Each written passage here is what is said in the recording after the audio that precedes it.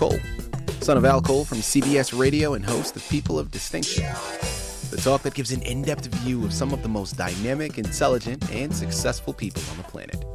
Run to our website, peopleofdistinction.org for more info, or you can always email me directly at Benjie@alcoleenterprises.com. And on the line with us today, we have Zach Royal. We're going to be discussing his amazing book, Puppet Semen. It's available for purchase through Amazon as well as barnesandnoble.com. But if you want to gather everything that Zach has in store, well, do yourself a favor and head on over to his personal website. And that's zroyalbooks.com.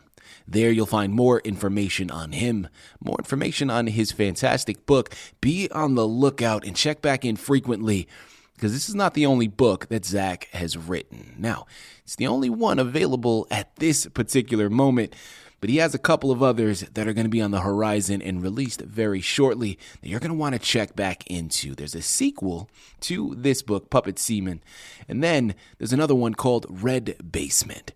Check back in frequently to get your hands on each of them the moment that they're available. And before we go any further, I do want to take this opportunity and point out that Zach was brought to our network by one of the best advertising firms in the business. You already know I'm talking about Lettra Press. So listen to me. If you're a writer out there, you have a book that you've written, although you find yourself now at a crossroads, well, because now you need help moving the book that you just wrote. Well, give yourself the best gift you could possibly give and contact Lettra. They're one of the best in the business to do it, and frankly, this is what they specialize in. So head on over to letrapress.com today and gather all of the ways that they can help maximize your creative endeavors. And listen, it is an absolute pleasure to have Zach here on the line. Now, the moment you start to do research on his book, Puppet Semen, you're going to understand what you're in store for and you really just have an idea, okay? And I'm going to highly emphasize that because this book is filled with twists and turns, and it's going to keep you at the edge of your seat. Now, I promise you, it's much more than just a funny title. This book has a lot that it represents, and one of the underlying messages, as I was talking to Zach on the pre-screening call and asking him really what he wanted to get across to his readers pertaining to this book, is a simple note of don't take life too seriously. And I love that notion because, I mean, listen, how many of us do just the opposite? It happens so often where you get caught in so many things, and before you know it, now you're doing just that. You're taking life too seriously, right? And you just got to learn to laugh at life because sometimes laughter is the best medicine. This book has so much to offer from an entertainment standpoint, but that underlying message is something you could take to the bank as well. And listen, at the end of the day, don't take my word for it. Take Zach's. It's his book. He's written it. And he's going to be able to articulate it much better than I ever could. Sit back, strap in, and get ready for a wonderful ride because that's what we have in store for you today. Zach, first and foremost, welcome to People of Distinction, and thank you very much for being a guest. How you doing today, man? I'm doing great. Thanks for having me here. It's a pleasure to be here. Absolutely. Listen, the honor is all ours, man. I think we have enough happening in life nowadays, given the division between political divides, societally. I mean, listen, there's a lot happening to make us take life very seriously. So having a book of this magnitude where we can just laugh and kind of get away from all of that, I think is truly a blessing, man. So thank you for writing it. Thank you for being a guest here to discuss it. Before we go into the book, though, Zach, I do think it's important to learn a little bit more about yourself. So let's start there. Tell us more about your background. Yeah, I'll just be honest right off the bat. I'm probably the weirdest person on earth. I love everything. Not anything that I've never done, I want to do. I love nature. I love sports. I just love everything, and I love trying new things. Anything that I haven't done or anything I'm scared of, and that's the first thing that I want to do on my list. Yeah. And, that's just who I am right there. And I love doing just anything. Zach, can we just start off by saying, people, imagine if more of us were like that, right? In terms of just the sense of wanting to experience life, wanting to just really be accepting of a lot, and always open to that adventure. What type of life would we have if we operated from that perspective, man? I think that there is something that is wonderful about that notion. So stick with it, man. That's awesome. Listen, we're just gonna address the elephant in the room right off the bat here, Zach. The title of your book, Puppet Semen. Now, of course, the way it's sounded, it's not spelt in the same way. But, I don't think I'm assuming too much by saying we had a little fun there with the way it sounds. Talk to us about the title, man. Why'd you choose it to be the representation for your book? Yeah, absolutely. So the title actually has a really funny backstory. So the reason why it's actually spelled the way it's spelled, so it's spelled C-men, and the reason why was because the first 4 chapters in the idea of that book was written back when I was in high school. Mm-hmm. Now, when I was in high school, even though, it was pretty raunchy with the words in it, but if I submitted a title under that, they couldn't get me in trouble because although it sounded like semen, it's not spelled that way, so they couldn't really do anything to me. So that idea originated actually with a real close friend of mine from back in high school named JJ, and I still talk to him to this day, and he even talks about, like, did you ever think Puppet Semen was going to, turn into this? And I just looked at him honestly. I was like, no, I did not. I really didn't. Well, there you have it. Listen, because I wanted to touch up on it, because the moment I started to do research on it, and my team, we're looking at it and we're like, well, listen, this can't be an accident, right? And we'd love to hear the story behind it. Thank you very much for articulating that, man. Listen, without further ado, let's go into the narrative. Tell us a little bit more about it. I won't lie, the first 4 chapters, like I said, they were originally short stories in high school, so it's a lot of just kind of like random, just kind of potty language. As I grew older, I started writing a little bit better. So when I went back to the 4 solo book writings, I combined them and twisted names and stuff to combine it together. And then that's when chapter 5 started, and I started writing towards the actual, goal of the book where the story kind of forms out. And all the book is really about is things that my friends and I happened in our real lives, or things we talked about in our real lives, and we just exaggerated it just to make it, get a laugh at it. And like, sort of like I was saying, nowadays on Earth, things are there that people just get upset about this, upset about that, and all you see in the media is just people getting upset, where it's just like, growing up, if you were upset about something, you used to just laugh about it, and now it's almost like they want to take away making the joy out of something dark. And it's like, that to me, that's what's bringing the negativity into the world, and I want to get rid of that, and that's what the book was for. Love that. Listen, it sounds to me like sketch comedy in literary form, right? In terms of just different things that you and your friends wait. Because I remember as well, I'm going through the Rolodex of memories myself. And growing up, my friends and I, we would literally walk around with a video camera and we would just do skits. And this was, of course, this is way before social media. It's not like we're posting it anywhere. It was really just for us and things that we would do to help pass the time. But it was embellished and elaborated in such a way that it was so far-fetched, but it was really us laughing at life. We would take very serious scenarios and embellish it in a really fantastical way. And it probably led to my background in filmmaking that I have currently. And I just live in my imagination, man. So you're speaking my language. This is right up my alley. I'm loving it here. People, again, you got to head on over to Amazon and Barnes & Noble. You know where you got to go to pick up copies. Check out the personal website, zroyalbooks.com, and get lost in it, okay? Because this is the journey you're going to want to take. And again, the title is called Puppet Semen. Do yourself a favor and pick it up here today. Zach, I want to cover inspiration here next. Now, as you mentioned, this was a book that really began when you were a teenager, right? Began when you were in school and just as a project to kind of help pass the time, or maybe something that, again, it was a project. So you needed to submit something. This kind of came up. Well, it could have ended there. You took it a step further. You finished writing the book and completed it in totality and then put it out for the public. You started to go into a reason why, but I think it's really profound. Talk to us about what inspired you to publish the book. Well, there was honestly 3 extremely inspiring people to me. The first one was just a simple inspiration to, I'm sure, many writers, and that was just Stephen King.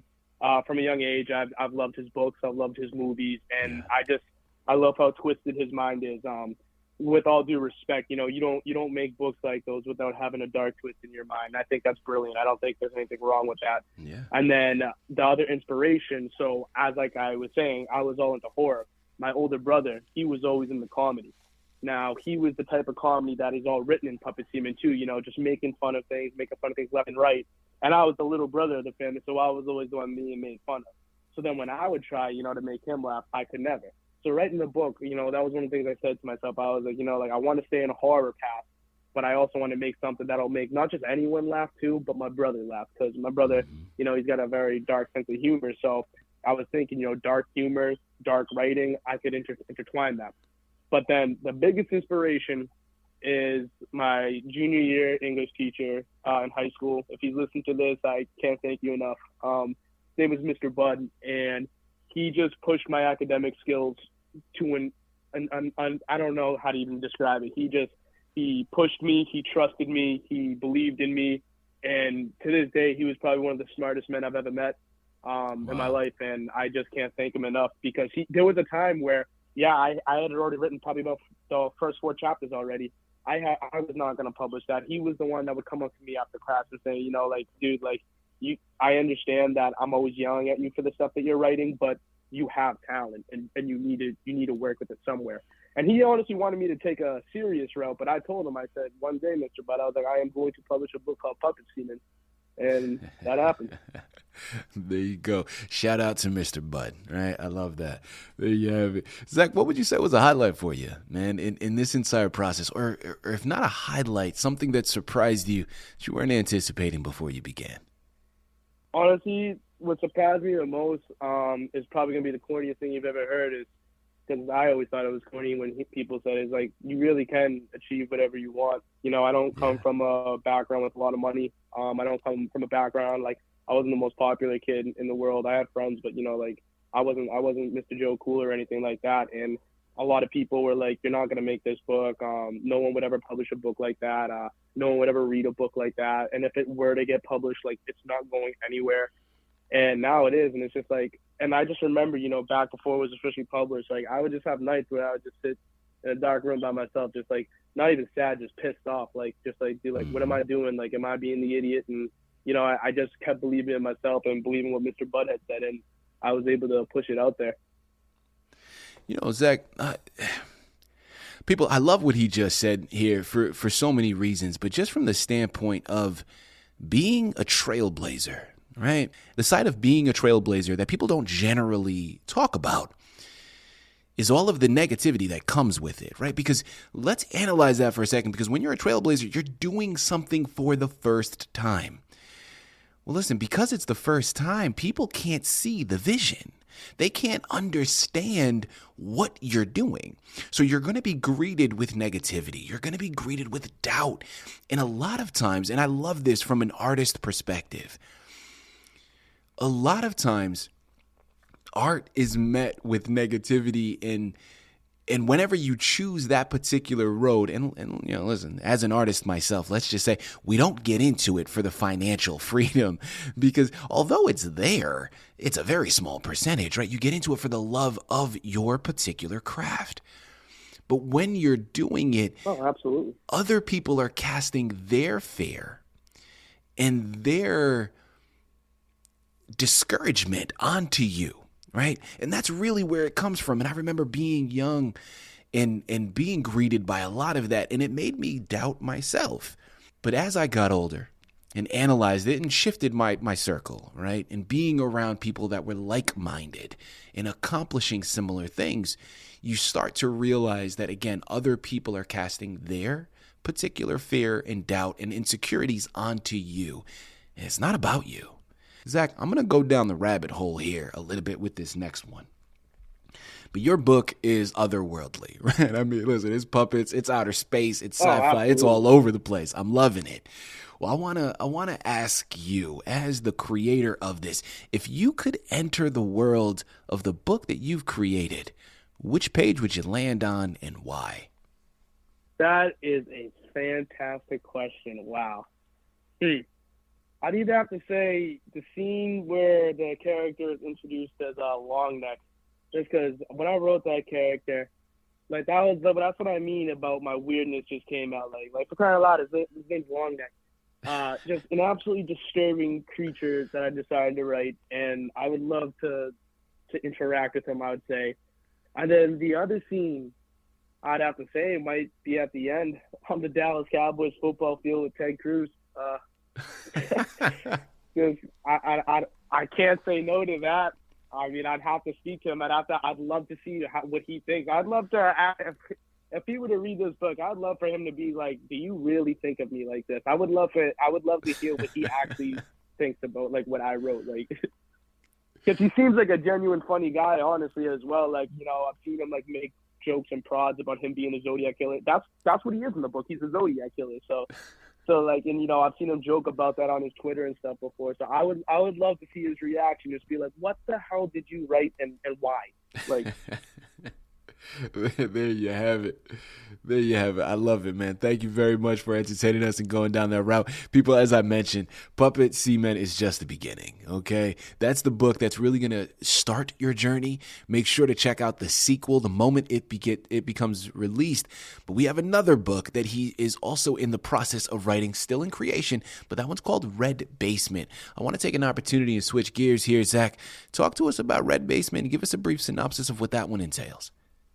Yeah, so Red Basement is more so back to like my origins on what I, you know, was always into and what I wanted to create at first. And it's pretty much just about a guy, you know, he's got mental health issues and he's hearing a lot of voices and everything. Mm-hmm. And something is pushing him pretty much. It's a voice that's telling him that he's got to, necessarily.